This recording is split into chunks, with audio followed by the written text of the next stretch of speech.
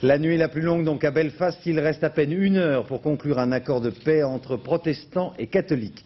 Depuis des mois, les deux délégations ont progressé à petits pas et cette fois c'est Londres qui a fixé un dernier délai. Sur place le point avec notre envoyé spécial Memona Interman.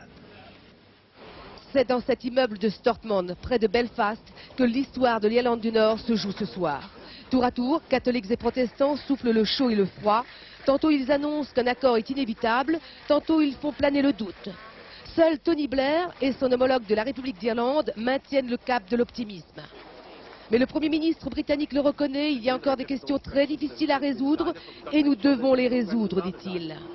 Les leaders du principal parti protestant refusent de signer un texte qui comporterait trop de risques pour leur camp.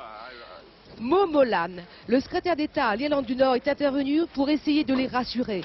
Ils resteront dans le giron britannique, dit-elle, pas de risque pour eux d'être rattachés à l'Irlande du Sud.